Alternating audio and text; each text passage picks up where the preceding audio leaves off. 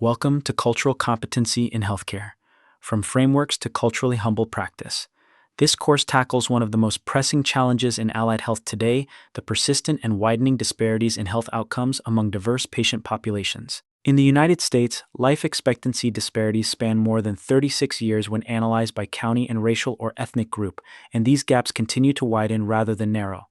Black Americans experienced 1.63 million excess deaths between 1999 and 2020, and the COVID-19 pandemic further deepened long-standing inequities.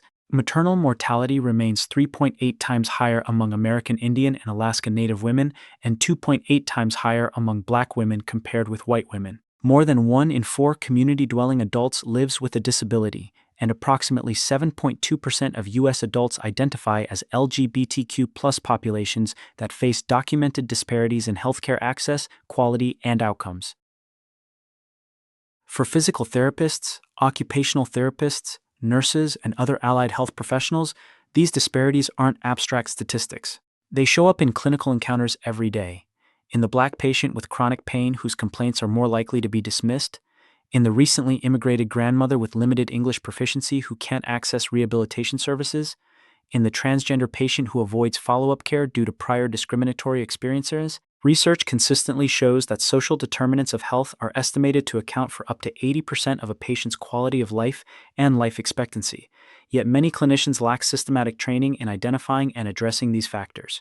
The field's response to healthcare disparities has gone through a significant conceptual evolution. Traditional cultural competence frameworks developed from the 1960s through the 1990s emphasized acquiring knowledge about diverse populations and progressing along a mastery continuum. But decades of implementation have produced a sobering reality.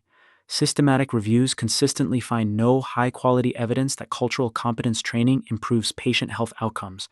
This evidence gap, combined with critiques that the competence model can inadvertently reinforce stereotypes and structural inequities, has prompted a shift toward cultural humility, a lifelong orientation grounded in self-reflection, awareness of power imbalances, and partnership with patients and communities.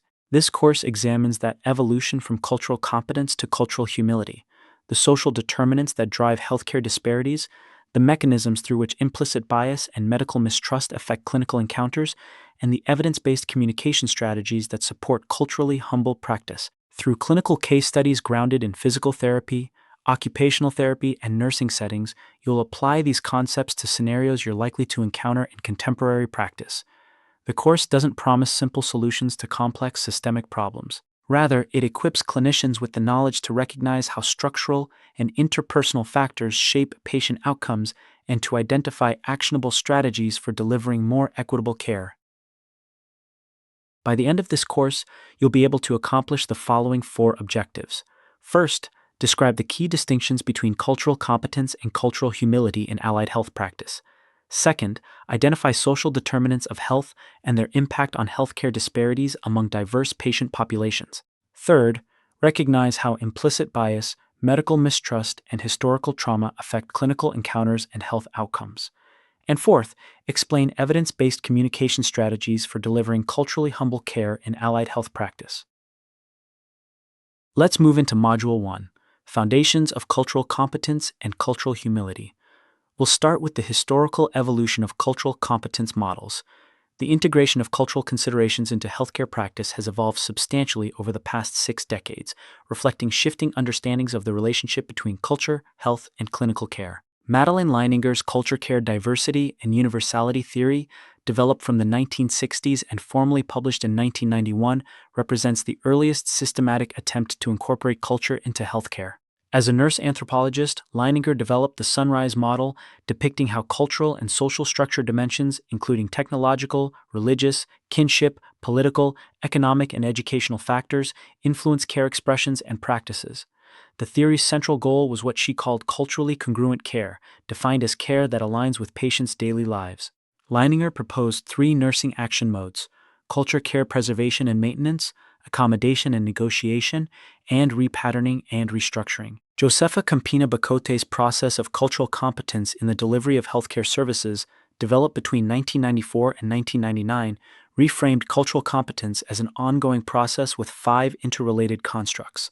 These are cultural awareness, involving self-examination of biases, cultural knowledge, seeking educational foundations about diverse groups, cultural skill, conducting culturally sensitive assessments, cultural encounters, direct cross-cultural interactions, and cultural desire, the motivation to engage in the process. The model was then operationalized through the inventory for assessing the process of cultural competence.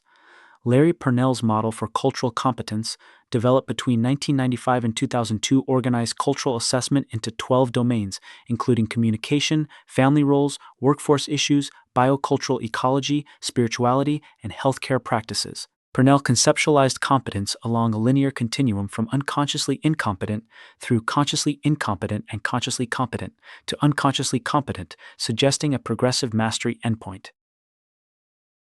These three foundational models share several common features. Each provides clinicians with a systematic framework for understanding cultural influences on health. Each acknowledges that culture shapes patient behavior, beliefs, and expectations, and each positions the clinician as the primary agent of cross-cultural competence. They also share critical limitations, though. All three are heavily knowledge-oriented, positioning culture as something to be studied and cataloged rather than as a dynamic, intersectional, and individually expressed phenomenon. They implicitly position the dominant biomedical culture as the neutral standard against which other cultures are measured. And none addresses the structural and systemic determinants of health disparities, the policies, institutions, and power dynamics that produce differential health outcomes across populations. That's a critical gap, and these shared limitations set the stage for a fundamental rethinking of how clinicians should approach cross-cultural care. Now let's look at the cultural humility model and the shift from an endpoint approach to a lifelong process. In 1998, Melanie Tervalon and Jan Murray Garcia proposed cultural humility as a more suitable goal than cultural competence for multicultural medical education, fundamentally challenging the assumptions behind the competence models. Cultural humility incorporates three core commitments. First, a lifelong commitment to self-evaluation and self-critique. Second, redressing the power imbalances inherent in the patient-clinician dynamic. And third, developing mutually beneficial and non-paternalistic clinical and advocacy with communities. This framework represented a fundamental reorientation in multiple dimensions. Where competence models focused on acquiring knowledge about others, cultural humility begins with examining oneself. Where competence implies an achievable endpoint, a destination at which a clinician has learned enough, humility is conceived as a lifelong process that's never completed. And while competence models center individual clinical encounters, cultural humility extends to systemic advocacy and community partnership. The distinction has practical implications for clinical practice. A culturally competent clinician might believe that learning the healthcare beliefs of a particular ethnic group constitutes adequate preparation for treating members of that group. A culturally humble clinician, by contrast, recognizes that each patient is the expert on their own experience and that the clinician's role is to learn from the patient rather than about the patient's culture. The foundational competence models acknowledge social structure factors but don't center power, privilege, or systemic oppression as core constructs. Tervalon and Murray Garcia's framework explicitly centers power imbalances as one of its three defining commitments. And the third commitment, developing non-paternalistic advocacy partnerships with communities, extends the framework beyond individual encounters to systemic and structural engagement. Structural competency, as described by Metzel and Hansen, shifts attention to forces above individual interactions, while cultural safety, originating in New Zealand Maori nursing, requires practitioners to critique taken-for-granted power structures. Building on this shift, let's examine the 7 major critiques of cultural competence that have emerged in scholarship over the past 5 years. Each of these is supported by systematic evidence. The first critique is that cultural competence training risks cultural essentialism and stereotyping. The Best Evidence Medical Education Guide number 79, a meta-ethnographic synthesis of 59 articles spanning 1990 to 2022, found that existing frameworks generally lack a coherent and systematic approach and tend to essentialize and oversimplify patients' cultural experience. Van Loo and colleagues warned that the categorical, or list of traits, approach paradoxically reinforces the very stereotypes it aims to counteract. The second critique involves a dynamic of othering and exoticization. An integrated systematic review of cultural competence in postgraduate medical education found that conceptualizations tend to view cultural differences as a problem and cultural competence skills as a way to mitigate differences, generating a focus on the other rather than a focus on the self. The American College of Obstetricians and Gynecologists, or ACOG, 2025 guidelines stated that cultural competence frames culture and race and ethnicity as residing only in the other, normalizing dominant white culture. The third critique is that cultural competence fails to address structural and systemic racism. Todic and colleagues argued that training must go beyond cultural competency and humility to include critical consciousness. A comparative concept analysis found that social justice was notably absent from all studies using traditional cultural care models. The fourth critique is that competence conveys an illusion of mastery. The ACOG 2025 guideline noted that the competence framework conveys a sense of knowing or mastery that feels finite and may lend itself to narrow one-size-fits-all notions. Pham and Solomon similarly argued that while agencies have mandated staff training in cultural competence, health outcomes have not shown promising results. The fifth critique, and perhaps the most consequential, is the persistent lack of evidence that cultural competence training improves patient health outcomes. A 2022 systematic review that screened 7,879 studies identified only 5 meeting criteria for patient outcomes, concluding that patient health outcomes did not improve significantly in any study. A 2025 meta-analysis of 17 nursing studies found that cultural competence interventions slightly increased nurses' levels of cultural competence but with weak confidence in those improvements, and the research could not be combined to draw conclusions about whether actual patient health outcomes changed. The sixth critique is that cultural competence training carries potential for unintended negative consequences. Jin and colleagues demonstrated that mandatory diversity training can produce psychological reactants, leading to increased denial that social inequity is a problem.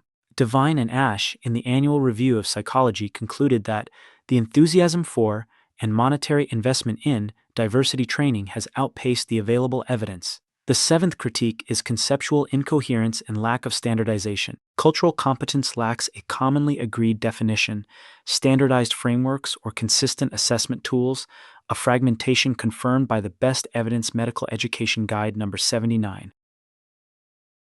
Given these critiques, how have the major professional associations in allied health responded?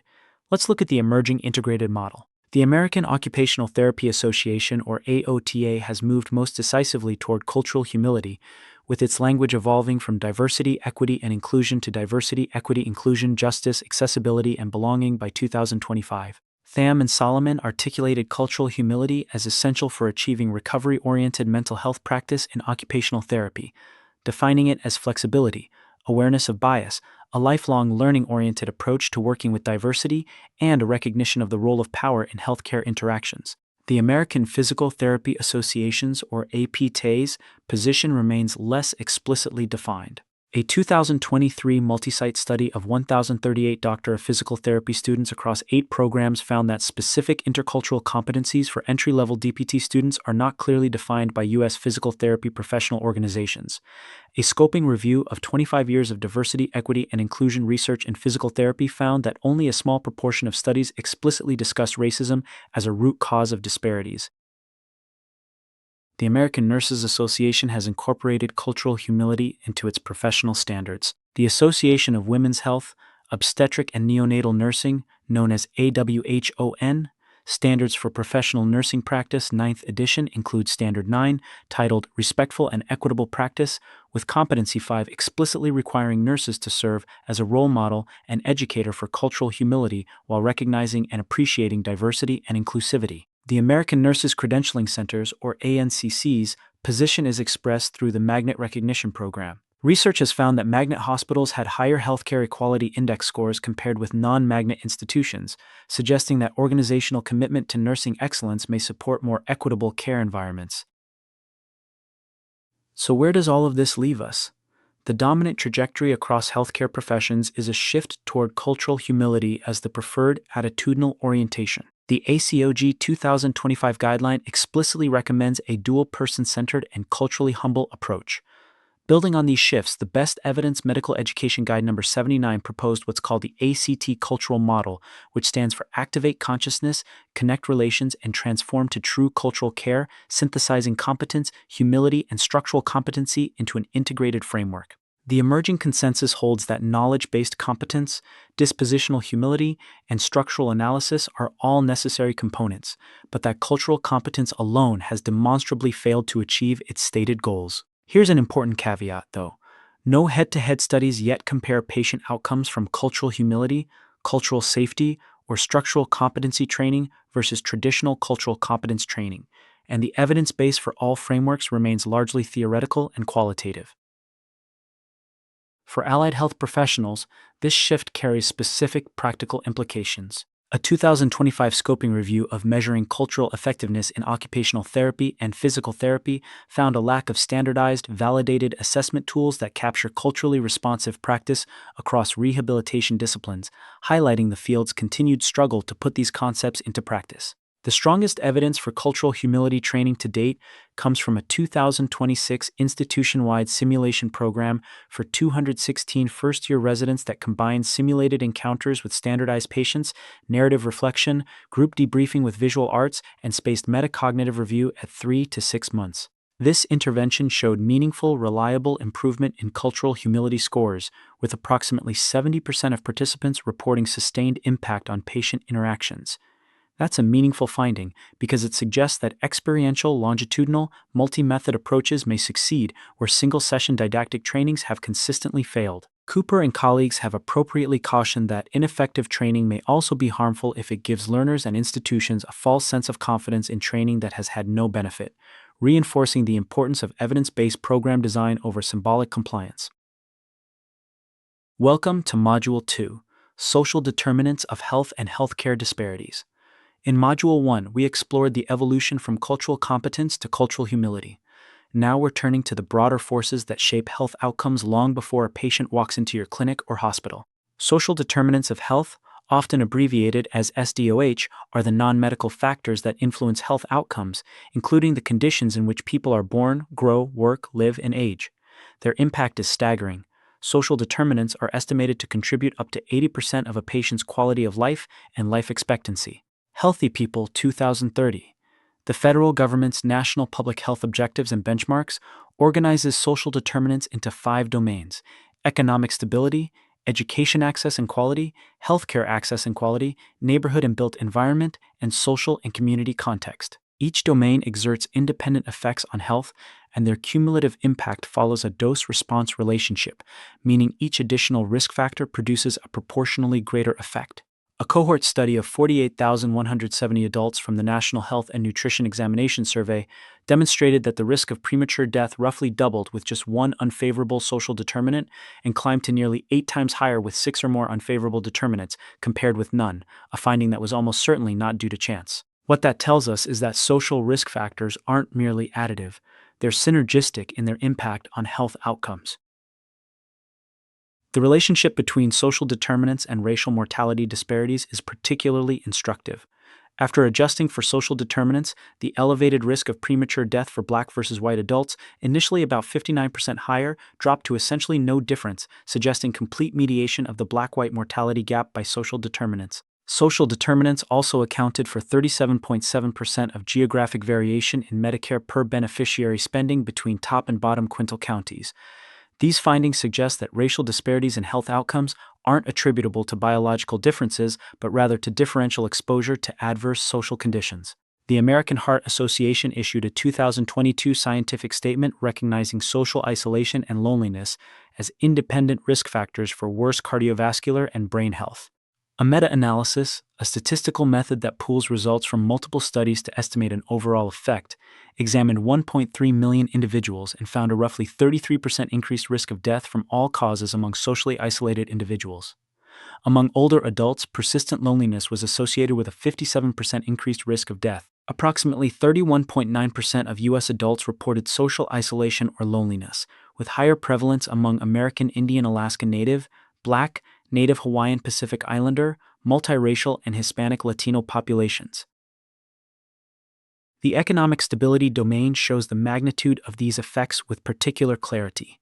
Using 1.4 billion U.S. tax records spanning 1999 to 2014, researchers documented a life expectancy gap between the poorest and richest individuals of 14.6 years for men and 10.1 years for women. Net worth poverty affected 1/3 of U.S. households in 2019, with 60% of Black households versus 25% of white households affected. It was independently associated with a 25 to 33% increase in poor self-rated health, psychological distress, and work limitations, even after adjusting for income poverty. Education and health literacy represent another critical pathway. Health literacy, the ability to obtain, understand, and use health information to make appropriate decisions, is limited across the population. In the United States, 36% of adults have basic or below basic health literacy. Below basic rates are 9% among non-Hispanic whites compared with 24% among non-Hispanic blacks, 25% among American Indian Alaska Native adults, and 41% among Hispanic adults. Low health literacy isn't just an abstract concern. It's associated with more hospitalizations, greater emergency care use, lower receipt of preventive services, poorer medication adherence, and higher all-cause mortality. Neighborhood context compounds these effects further. People living in historically redlined areas, neighborhoods where federal lending agencies once denied mortgages based on the racial composition of residents, have 53.7% higher diabetes mortality and 66.5% higher years of life lost. Food insecurity affected 12.8% of U.S. households in 2022, rising to 22.4% among Black households and 20.8% among Hispanic households compared with 9.3% among white households. The bottom line: where you live, how much you earn, and what educational opportunities you've had access to profoundly shape your health trajectory. The scope of racial and ethnic health disparities in the United States is extensive and, by multiple measures, widening. The 10 Americas analysis published in The Lancet in 2024 documented life expectancy disparities of 36.3 years when considering county and racial ethnic groups simultaneously, with these disparities continuing to widen rather than narrow. From 1999 to 2020, the Black population experienced 1.63 million excess deaths and more than 80 million excess years of life lost compared with the white population. The COVID-19 pandemic further deepened these gaps, with life expectancy declining by 3.6 years for Black males and 4.5 years for Hispanic males in 2020, compared with 1.5 years for white males. Healthcare access disparities persist across racial and ethnic lines. Among adults aged 18 to 64, 28% of Hispanic individuals were uninsured compared with 8% of white individuals. Changes in preventive health screenings by race and ethnicity reveal ongoing differential access to care, with preventive screening rates not yet returned to pre-pandemic levels by 2022. Cancer disparities further illustrate these patterns, and the numbers aren't subtle. Black men had 16% higher cancer mortality than white men despite only 4% higher incidence, and Black women were 38% more likely to die from breast cancer and had twice the uterine corpus cancer mortality rate compared with white women. Maternal mortality data from 2018 to 2022 showed pregnancy-related death rates 3.8 times higher among American Indian Alaska Native women and 2.8 times higher among Black women compared with white women, with these disparities persisting regardless of income or education level. Several other populations face documented barriers to equitable care. The American College of Physicians published a 2024 position paper documenting LGBTQ+ health disparities, noting that approximately 7.2% of U.S. adults identify as LGBTQ+, and that this population faces elevated rates of depression, anxiety, and suicidality. Approximately 56% of sexual minority and 70% of gender minority adults report experiencing discrimination from clinicians, and approximately 25% of transgender individuals have been denied health care. People with disabilities, comprising more than 1 in 4 community-dwelling U.S. adults, face compounding barriers to equitable care. The American College of Physicians' 2026 position paper identified disparities stemming from inadequate insurance coverage, physically and culturally inaccessible facilities, and pervasive misconceptions about disability.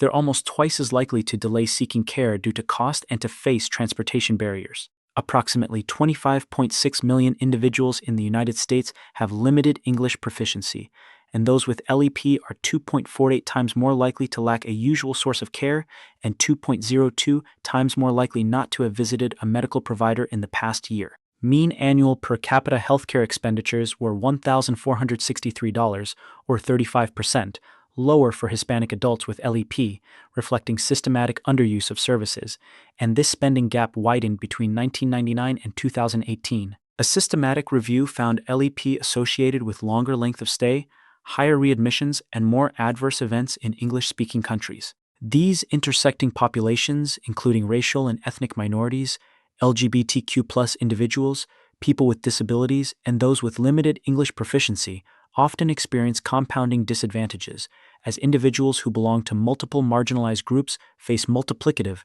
rather than additive barriers to care. Healthcare disparities show up with particular intensity in rehabilitation and allied health disciplines, with direct relevance to your daily clinical practice.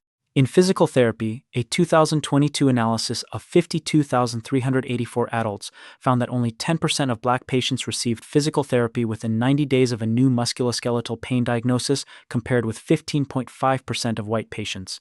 White patients were 57% more likely to receive physical therapy, and they accessed services significantly sooner, beginning treatment at a notably faster rate. A landmark 2024 scoping review of 65 studies found worse outcomes reported more frequently for all marginalized racial and ethnic groups after physical therapy compared with white patients. A 2025 scoping review of post-stroke rehabilitation disparities confirmed consistent evidence of disparities for older individuals, non-white races, and lower socioeconomic status. In occupational therapy, a study of 56,022 adults evaluated for OT in acute care found that only 44% received treatment after evaluation. Among patients with the greatest functional need, white, non-Hispanic, younger patients with significant others and private insurance were more likely to receive OT, and the disparities were largest among those with the greatest clinical need. The OT workforce is among the least diverse in healthcare, with Black representation at only 50% of population parity and actually declining in the educational pipeline. A 2025 scoping review on intersectionality in OT found that common Western-based OT practice is based on an individual, white, upper-middle-class, able-bodied, cisgender perspective. In nursing, a 22-year analysis of U.S. emergency department visits found white patients were 1.26 times more likely to receive opioid prescriptions than Black patients, with no meaningful change in this disparity over 22 years despite equity initiatives. Pain management disparities by race and ethnicity have been confirmed across 75% of 118 studies in a 2026 scoping review, though some reduction was observed when standardized protocols were implemented. A 2025 study found that 1,084 nurses identified profit-focused systems, insufficient staffing, and cultural biases as primary barriers to equitable care, noting that one-time virtual sensitivity trainings were insufficient to address these systemic challenges. Workforce diversity, or rather the lack of it, compounds these disparities across all three disciplines. Physical therapy is the least diverse of the 10 health professions analyzed in a landmark workforce study, with Black representation at only 3.3% and Hispanic representation at 3.4%, meaning Black representation is roughly 1/4 and Hispanic representation roughly 1/5 of what population parity would predict. The educational pipeline isn't improving. Black representation among PT graduates is even lower than in the existing workforce, suggesting the gap is widening rather than closing. Occupational therapy's workforce shows Black representation at approximately 6%, about half of population parity, but this figure is declining in the educational pipeline, where representation has dropped to roughly 1/3 of what population distribution would predict for Black OT graduates. The nursing workforce of approximately 3.96 million nurses is 80.7% white and 90.4% female. Among nurses who left their jobs, 31.5% cited burnout, with overall nurse burnout prevalence during COVID-19 reaching 59.5%, highest among ICU nurses. These workforce composition patterns mean that many patients from marginalized populations receive care from providers who don't share their racial, ethnic, or cultural backgrounds, a factor that research consistently links to communication challenges, reduced trust, and poorer satisfaction. The impact of social determinants on rehabilitation outcomes is a particularly important consideration for allied health professionals. In stroke recovery, a 2024 meta-analysis of 19 studies involving 157,715 patients found that low socioeconomic status was significantly associated with poor functional outcomes. Patients without completed education faced roughly 66% greater likelihood of poor functional outcomes. Those with the lowest income faced about 36% greater likelihood, and those in the most disadvantaged neighborhoods faced approximately 55% greater likelihood of poor recovery. A network analysis of approximately 3 million stroke patients found that the combined clinical and social determinant network explained 34% of the variation in patients' disability outcomes as measured by the Modified Rankin Scale. The Modified Rankin Scale, or MRS, is a 0 to 6 disability scale ranging from no symptoms to death. Homelessness and Black race were identified as hub nodes in the network. A 2025 scoping review of 49 studies on post-stroke rehabilitation disparities confirmed consistent evidence of disparities across multiple dimensions, reinforcing that these patterns aren't isolated findings but systematic features of the rehabilitation field. In cardiac rehabilitation, only 24% of eligible patients participated in 2020, and only 27% completed a full course. Cardiac rehabilitation use decreased as community-level social vulnerability increased, measured by the Social Vulnerability Index, or SVI, a CDC composite measure of social risk factors including poverty, housing, and transportation. Participation dropped from 61% in the least vulnerable communities to 52% in moderately vulnerable communities and 35% in the most vulnerable, meaning patients in the most socially vulnerable communities were roughly one-third as likely to participate compared with those in the least vulnerable. Here's what's especially telling. Despite lower participation among disadvantaged groups, the association between cardiac rehabilitation participation and outcomes didn't differ by socioeconomic status. That means if disadvantaged patients participate, they benefit equally. This drives home that the primary problem is inequitable access rather than differential treatment response. Neighborhood deprivation further shapes rehabilitation trajectories. Living in a disadvantaged neighborhood at or above the 80th percentile on the Area Deprivation Index was associated with 1.9 fewer years of active life expectancy at age 70. Among orthopedic patients, those in the most deprived neighborhoods showed clinically meaningful differences across the PROMIS assessment battery, with worse physical function, greater pain interference, higher depression, and more anxiety compared with those in the least deprived neighborhoods. These gaps were consistent across all 4 domains, reflecting the broad impact of neighborhood disadvantage on patient well-being and rehabilitation potential. In inpatient rehabilitation, a study of 536,453 U.S. admissions found that African American race was associated with lower functional independence measure gains. The Functional Independence Measure, or FIM, is a standardized assessment rating functional ability across 18 motor and cognitive tasks on a 1 to 7 scale. Private insurance was associated with higher FIM gains. Among 41,847 patients with traumatic brain injury, non-Hispanic Black patients had the longest length of stay at 17.65 days and significantly lower motor, cognitive, and total functional scores at both admission and discharge. Insurance status can't be overlooked either. Uninsured trauma patients recommended for inpatient rehabilitation were discharged home 93.6% of the time, with 81% of cases attributed to insufficient financial resources. Medicaid patients with traumatic brain injury were 33 to 43% less likely to be discharged to inpatient rehabilitation across all injury severities. These findings across stroke, cardiac, and inpatient rehabilitation all point to the same conclusion. Social determinants are central drivers of who gets access to care, how much care they receive, and what outcomes they achieve. With that understanding of how social determinants drive disparities across our disciplines, let's move into Module 3, Implicit Bias, Medical Mistrust, and Historical Trauma. While Module 2 focused on structural and systemic forces, Module 3 examines what happens at the interpersonal level, inside the clinical encounter itself. Implicit bias refers to unconscious, automatically activated attitudes and stereotypes that influence judgment without awareness or intentional control. Unlike explicit bias, which involves consciously held attitudes that can be recognized and controlled, implicit bias operates below the threshold of awareness. This creates a situation in which healthcare professionals may hold genuinely egalitarian explicit values while simultaneously demonstrating bias in their clinical decision-making. This dissociation, characterized as aversive racism in the social psychology literature, has significant implications for patient care.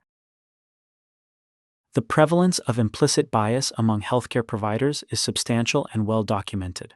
A systematic review of 37 studies found that 84% demonstrated evidence of pro-white or anti-minority bias among healthcare providers. The bias extends across multiple patient populations. Among heterosexual healthcare providers, implicit preferences consistently favored heterosexual over LGBTQ+ individuals, with nurses demonstrating the strongest implicit preference. Among 25,006 healthcare providers, explicit attitudes indicated little prejudice toward people with disabilities, but implicit attitudes revealed moderate preference for non-disabled individuals, a pattern described as averse ableism.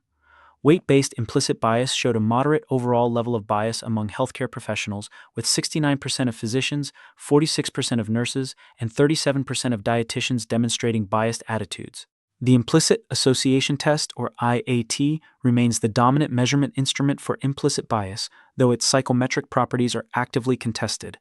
When administered repeatedly, the test produces moderately consistent results, with roughly half of the variation in scores reflecting genuine individual differences and the other half reflecting normal measurement fluctuation. Research pooling multiple studies has found a modest but meaningful relationship between IAT scores and actual discriminatory behavior, with the strength of that relationship varying depending on study conditions and the populations examined. A 2022 consensus paper by 22 authors provided 21 recommended practices, emphasizing that the IAT is best used as a research tool at the group level rather than for individual diagnosis.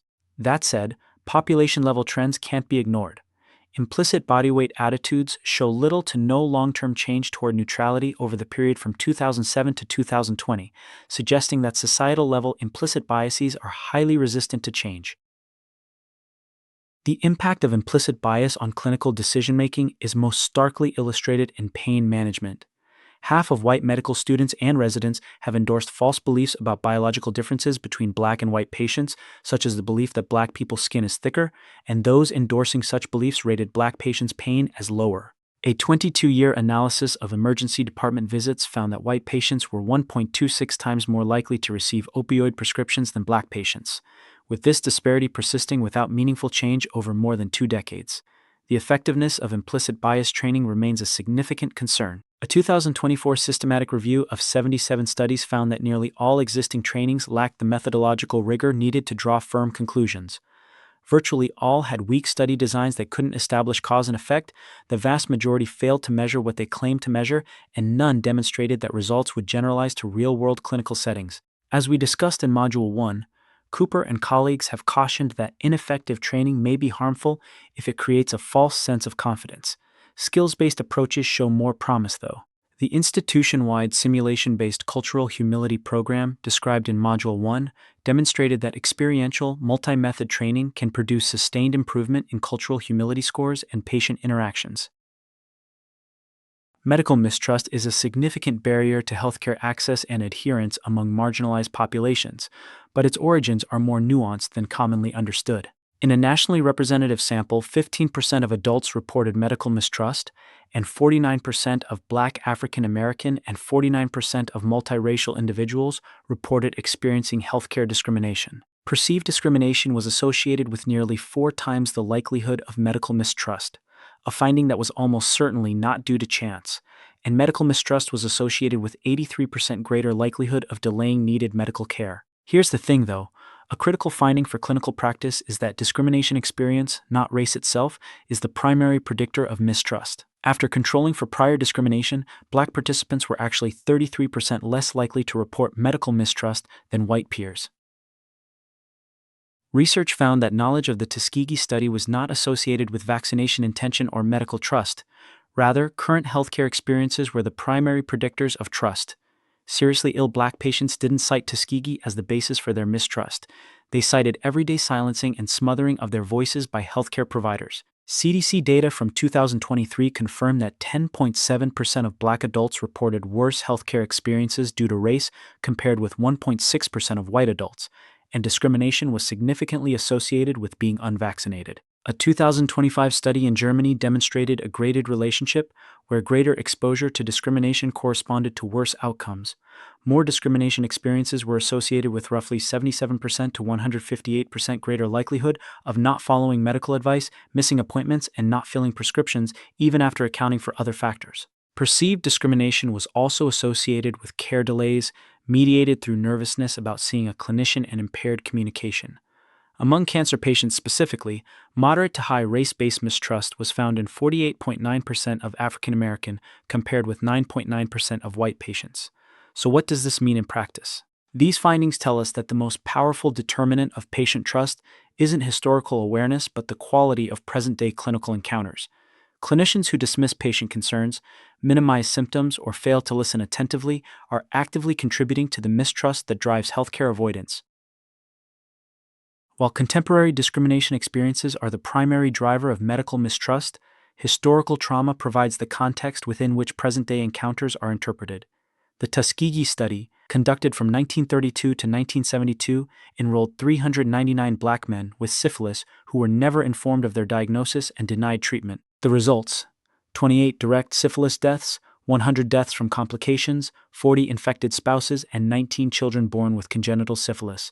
Although 81% of African Americans have heard of the study, detailed factual knowledge is low, and its direct influence on individual healthcare decisions is less than commonly assumed. The American Indian Alaskan Native population carries a distinct burden of historical trauma. Forced sterilization through Indian Health Service facilities in the 1960s and 1970s is acknowledged by multiple professional organizations as a documented contributor to medical mistrust. Forced boarding school participation has been independently associated with poorer adult physical health, and family history of negative boarding school experiences was associated with nearly 5 times the likelihood of suicidal ideation and more than 4 times the likelihood of suicide attempts among Native youth. Research among American Indian Alaska Native college students demonstrated sequential mediation. Greater historical trauma predicted greater healthcare system distrust, which in turn predicted less favorable attitudes towards seeking mental health services. And the Indian Health Service remains chronically underfunded. It's funded at just $4,078 per person, compared with $10,692 per person in the VA system. Immigrant populations experience what researchers term chilling effects on healthcare use. Immigration enforcement programs have been associated with a 16.9% decline in the probability of having a healthcare provider visit among lawfully present Hispanic immigrants, demonstrating spillover effects beyond the targeted population. Among 1,337 California Safety Net Emergency Department patients, 24% of undocumented Latino immigrants reported that anti-immigrant statements made them afraid to come to the emergency department. Among those who experienced this fear, 55% reported delaying emergency department visits by 2 to 3 days. Public charge rule policies haven't been without health consequences either. County-level analysis estimated a decline in coverage of approximately 260,000 children. The January 2017 public charge rule leak was associated with a roughly 49% greater likelihood of delayed prenatal Medicaid enrollment and a 56-gram decline in birth weight among infants of immigrant mothers. 1 in 4 American children with Latino ancestry belongs to a mixed-status family showing lower than expected participation in Medicaid, WIC, and SNAP. An estimated 2.1 million essential workers and household members may have forgone Medicaid on the eve of COVID-19 due to public charge concerns. Among LGBTQ+ populations, 1 in 6 adults avoids healthcare due to anticipated discrimination, and approximately 5% of clinicians have told LGBTQ+ patients to seek care elsewhere. The American College of Physicians strongly supports access to evidence-based gender-affirming care and opposes political interference, while state-level anti-LGBTQ+ policies create a patchwork of legal protections that directly affect willingness to seek care. Trauma-informed care provides an essential framework for working with patients who carry the weight of historical and ongoing trauma. The Substance Abuse and Mental Health Services Administration, known as SAMHSA, identifies 6 core principles: safety, trustworthiness and transparency, peer support, collaboration and mutuality, empowerment through voice and choice, and cultural, historical, and gender sensitivity. For historically marginalized communities, there's often no clear line between a past traumatic experience and a safe present, and clinicians must recognize that standard treatment approaches may not account for the reality of continuous traumatic stress. Race-based traumatic stress is a construct with multiple dimensions, including depression, intrusion, anger, hypervigilance, physical symptoms, low self-esteem, and avoidance.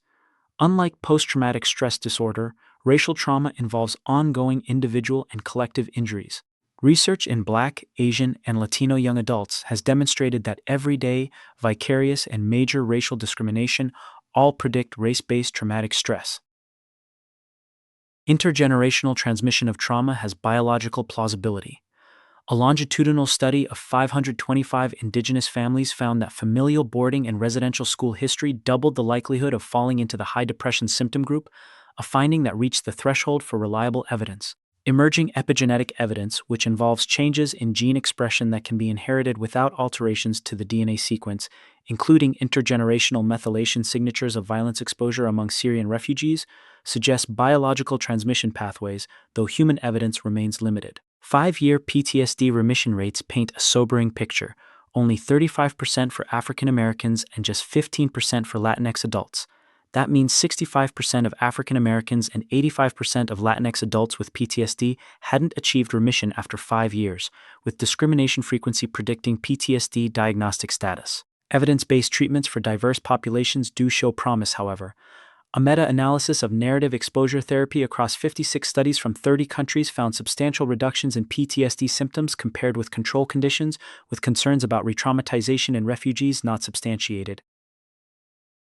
For allied health professionals, these findings highlight the importance of approaching each clinical encounter with awareness that patients from historically marginalized groups may carry trauma that shapes their interactions with the healthcare system. SAMHSA's sixth core trauma-informed care principle, cultural, historical, and gender sensitivity, explicitly recognizes that trauma-informed care must account for the specific historical experiences of different populations. Operational strategies for implementing trauma-informed care include using the DSM-5TR Cultural Formulation Interview supplementary modules for immigrants and refugees, which we'll discuss in detail in Module 4. Screening for trauma even when patients don't meet full PTSD criteria using population-validated measures, offering patient preferences for interpreter gender and ethnicity to ensure physical and emotional safety, using cultural brokers alongside clinicians, building peer-based workforces that share language and lived experience with patient populations, and integrating protective factors such as spirituality, family support, and community connection into treatment planning. For Indigenous populations specifically, trauma-informed approaches should incorporate Indigenous-led partnerships, traditional healing practices, and elder support systems. Welcome to Module 4, Evidence-Based Communication and Clinical Strategies for Culturally Humble Care. We've examined how implicit bias, medical mistrust, and historical trauma shape clinical encounters.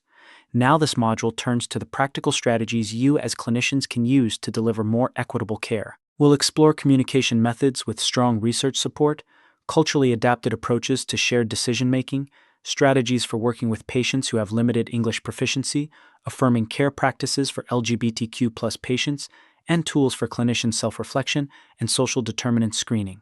Let's start with some of the most well-supported communication strategies available. The teach-back method, which involves asking patients to explain in their own words what they've been told, has emerged as one of the most well-supported communication strategies for culturally humble care. Systematic reviews have found teach-back effective across diverse settings, populations, and outcomes. The evidence shows reduced hospitalization for ambulatory care-sensitive conditions, lowering the rate by approximately 15%, and lower readmission risk, reducing readmissions by roughly 23%. In emergency department settings, teach-back more than doubled the likelihood of full knowledge retention for diagnosis and treatment, even after adjusting for other factors. It increased the likelihood of retaining medication instructions nearly 15-fold, and it nearly quadrupled retention of follow-up appointment details. A 2025 pre-post study demonstrated greater improvement in patients with lower education levels, suggesting particular value for addressing health literacy disparities. One caveat, though, providers appear to selectively direct teach-back toward African American, non-English speaking, less educated, or older patients, potentially overlooking others who could benefit.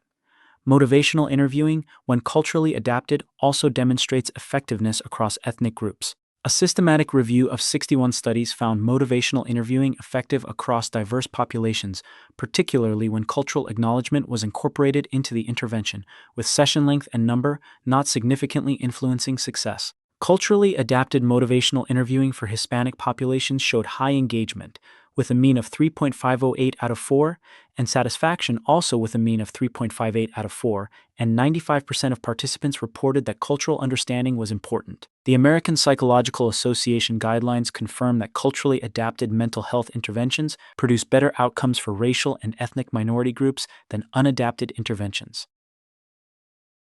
Among structured cross-cultural communication models, the evidence varies substantially.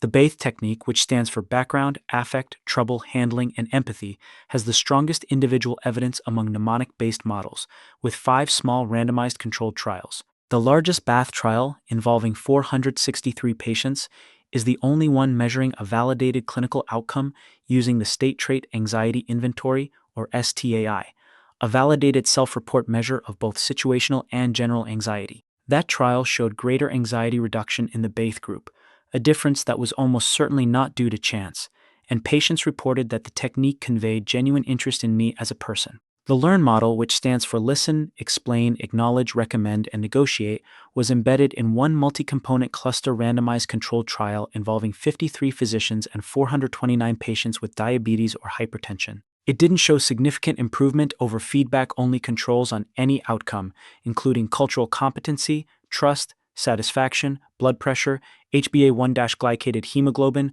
a marker of long-term blood sugar control, or weight. The ethnics and respect models have no empirical outcomes data whatsoever. The American College of Obstetricians and Gynecologists 2025 guideline appropriately acknowledges that there is no one-size-fits-all approach to cross-cultural communication. For clinicians choosing among these models, the evidence most strongly supports teachback and culturally adapted motivational interviewing, while the mnemonic-based models remain largely expert consensus recommendations. Let's turn now to shared decision-making and how it needs to be adapted for culturally diverse populations. Standard shared decision-making is rooted in individual patient autonomy, but cross-cultural evidence shows that this framing doesn't align with many cultures' values and practices. A 7-country survey found that individual differences within cultures were more predictive of desired family involvement than broad East-West cultural categories. Among Hispanic and Latino populations, 67% believed healthcare proxies were unnecessary when family was involved, compared with only 12% of white patients. The family-centered decision-making framework developed by Chin and colleagues in 2024 provides a structured approach. The clinician first assesses the patient's preference for family-centered or individual shared decision-making. Then, they identify relevant family members, support information sharing with the family unit, support collective deliberation, and work to reach a family-endorsed decision. The DECIDE intervention, the most rigorously tested multicultural shared decision-making intervention, demonstrated a meaningful and statistically reliable increase in patient activation and an even larger, similarly reliable improvement in self-management among predominantly Latino English and Spanish-speaking patients. A noteworthy finding was that minority patients were more likely to express concern that becoming activated might threaten their relationships with their clinicians, highlighting the relational complexity of patient empowerment across cultures. Eliciting patient explanatory models, meaning the patient's own understanding of their illness, its causes, expected course, and treatment, is a critical component of culturally humble practice. Kleinman's 7 core questions provide a structured approach. These questions are: what do you call this problem? What do you believe is the cause? What course do you expect? What does it do inside your body? How does it affect your body and mind? What do you most fear about this condition? And what do you most fear about the treatment? These questions open a dialogue that moves beyond biomedical assumptions to engage the patient's own framework for understanding their health. The DSM-5-TR Cultural Formulation Interview is a 16-item semi-structured interview covering 4 domains. It was validated in an international field trial across 6 countries involving 318 patients and 75 clinicians and was found to be feasible, acceptable, and clinically useful. In a child mental health randomized controlled trial involving 89 predominantly racial and ethnic minority families, those randomized to cultural formulation interview augmented assessment were significantly more likely to complete the first phase of treatment, with Spanish-speaking families showing significantly higher treatment attendance and treatment response. Decision aids designed for socially disadvantaged populations have also shown promise. A meta-analysis following international patient decision aid standards found, across 25 trials, meaningfully improved patient knowledge, a 62% greater likelihood of enhanced patient-clinician communication, and meaningfully reduced decisional conflict, which refers to the uncertainty patients feel about their treatment choices. An interesting finding: cultural targeting at the group level was no more effective than generic versions. The importance of incorporating explanatory models is supported by broader meta-analytic evidence. Culturally adapted psychotherapy has been found to be more effective than unadapted approaches, showing a small to moderate advantage where patients receiving culturally adapted treatment had meaningfully better outcomes than those receiving standard approaches. Illness myth adaptation emerged as the sole significant moderator of treatment effects, showing a modest but clinically relevant advantage. That's not an isolated finding.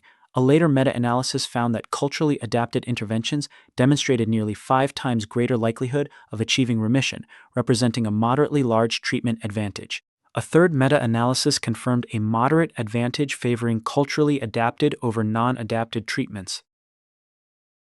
Language concordance and professional interpretation services are essential for equitable care delivery. A systematic review of 33 studies found that 76% demonstrated at least one outcome was better for patients receiving language concordant care. In a randomized trial of Spanish-speaking cancer patients, direct Spanish-language care significantly improved satisfaction compared with professional interpreter services, including physician empathy and patient-initiated speech, with mean utterances of 11 versus 3. A systematic review by Woods and colleagues found that LEP was associated with longer length of stay, higher readmissions, and more adverse events in English-speaking countries. What's more, convenient access to professional interpreters has been shown to decrease readmission rates and estimated hospital expenditures for LEP patients. Access to an affirming provider is the single most consistently documented modifiable factor improving LGBTQ+ health outcomes. Among 1,120 LGBTQ+ older adults aged 50 to 76, those with an affirming provider were significantly more likely to have received past year visits, influenza vaccination, colorectal cancer screening, and HIV testing, and demonstrated better mental health management. Specific communication practices that build trust with LGBTQ+ patients include personalized communication that follows the patient's lead with language and uses chosen names and pronouns consistently. They also include transparent communication about provider knowledge because clinicians who openly acknowledged gaps were perceived more positively than those who feigned expertise. And they include avoidance of assumption-related discriminatory behaviors. The Affirm framework, published in 2025, provides a thorough model for gender-affirming care delivery organized around 6 principles. The first is affirming in individual interactions. Second, flexible and accessible care beyond urban specialty clinics. It also calls for fighting systemic oppression by eliminating gatekeeping. Fourth, intentional community engagement. The fifth involves retaining patients in care through collaborative problem solving. And finally, multidisciplinary co-located services. Regarding sexual orientation and gender identity data collection, it's generally well received by patients, with approximately 80% willing to provide such information. Yet approximately 80% of clinicians incorrectly believe patients would refuse. A 2026 systematic review of 44 microaggression-focused interventions found promising potential in enhancing awareness and behavioral skills, though critical gaps remain, including insufficient randomized controlled trials and lack of an intersectionality lens. When microaggressions or trust ruptures occur in clinical encounters, active repair strategies are essential. The Presence 5 for Racial Justice framework, developed through community-based participatory research with 112 participants, provides a structured approach. Clinicians should prepare with intention by reflecting on identity, bias, and power dynamics. They should listen intently and completely, then agree on what matters most. From there, it's about connecting with the patient's story and exploring emotional cues. Research has demonstrated that accountability, meaning explicitly acknowledging harm and taking responsibility, is the most effective repair strategy. A meta-analysis of rupture repair episodes found a meaningful relationship between successful repair and positive patient outcomes, with the benefit being moderately large and consistently observed across clinical settings. Now let's discuss clinician self-reflection tools, SDOH screening, and a critical challenge known as the awareness action gap. Clinician self-reflection is a cornerstone of culturally humble practice, yet a significant gap persists between awareness and action. A nationwide survey of 563 U.S. providers found that 68.5% agreed social determinants affect all patients' health outcomes, yet only 48.6% screened for social determinants and only 42.7% addressed them. In rehabilitation specifically, a study of 412 physiotherapists in Spain found that 89.3% had heard of social determinants, but only 11.7% had received specific training. The evidence isn't just theoretical either. Social determinants influence care decisions in 35% of clinical encounters when discrete screening data was documented in the electronic health record. A cluster randomized controlled trial found that electronic health record integrated social clinical decision support tools produced significant improvement in blood pressure control over 12 months. The CMS Accountable Health Communities model screened 482,967 beneficiaries, finding 34% with at least one social need, and a meaningful 9% reduction in emergency department visits was observed. Self-reflection frameworks provide structured approaches to ongoing professional development. The 5 R's of cultural humility, which stand for reflection, respect, regard, relevance, and resiliency, offer an operationalized coaching framework with self-reflection questions at each step. Another key tool, the Implicit Bias Recognition and Management Framework, provides 6 steps: creating a safe learning context, increasing knowledge about bias science, emphasizing how bias influences outcomes, increasing self-awareness, improving conscious efforts to overcome bias, and enhancing awareness of bias influence on others. The American College of Obstetricians and Gynecologists 2025 guideline recommends that clinicians pause and reflect to interrupt biases and apply empathy and cultural humility. Additional self-reflection practices include linguistic bias auditing, which means recognizing that stigmatizing language such as insists or claims appears more frequently in clinical records of Black patients. Other practices include journaling, videotape review of clinical encounters, and mindfulness practice. As we've discussed in Module 1, a 2025 scoping review highlighted the continued lack of standardized, validated assessment tools for culturally responsive practice across rehabilitation disciplines. A significant challenge remains what researchers have called the bridge to nowhere problem. Social determinants screening consistently increases identification of social needs, but follow-through to successful community service connections hasn't kept pace. One closed-loop referral system achieved connection rates of 903 to 99% for referral completion, but only 38 to 65% for successful connection to services, with rates dropping to 38% when federal community-based organization funding ended. The CMS Accountable Health Communities Models Navigation Services didn't significantly increase community service connections relative to controls, and resolution of social needs wasn't associated with reductions in healthcare use after statistical adjustment. In rehabilitation settings, the evidence is similarly sparse. LEP was associated with 45% less physical therapy and occupational therapy delivery during ICU hospitalization. In the post-discharge period, socioeconomic disadvantage reduced the likelihood of receiving in-home rehabilitation by roughly 57%, non-white race or Hispanic ethnicity reduced the likelihood by approximately 61%, and lower education reduced the likelihood by roughly 58%, all within the 100 days after ICU discharge. No randomized controlled trials have yet tested whether social determinants screening in rehabilitation settings changes treatment plans or reduces disparities. For allied health professionals, these findings don't diminish the value of screening but rather highlight the importance of realistic expectations and multi-level approaches combining individual clinical strategies with organizational and systemic change. Thank you for completing this course. We will now review the exam questions to solidify your understanding. Question 1. Which of the following is one of the 3 core commitments of cultural humility as proposed by Tervalon and Murray-Garcia? The correct answer is D. Redressing the power imbalances inherent in the patient-clinician dynamic. Rationale. Tervalon and Murray-Garcia's cultural humility framework includes 3 core commitments: lifelong self-evaluation and self-critique, redressing power imbalances in the patient-clinician dynamic, and developing non-paternalistic advocacy partnerships with communities. Options A, B, and C reflect characteristics of cultural competence models rather than cultural humility.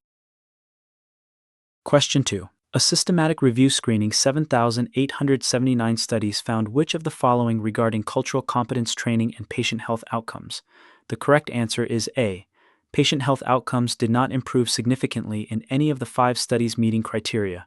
Rationale. The 2022 systematic review screened 7,879 studies and identified only 5 meeting criteria for patient outcomes, concluding that patient health outcomes did not improve significantly in any study.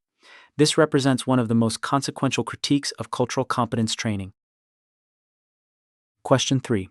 Social determinants of health are estimated to contribute up to what percentage of a patient's quality of life and life expectancy? The correct answer is C, 80%. Rationale.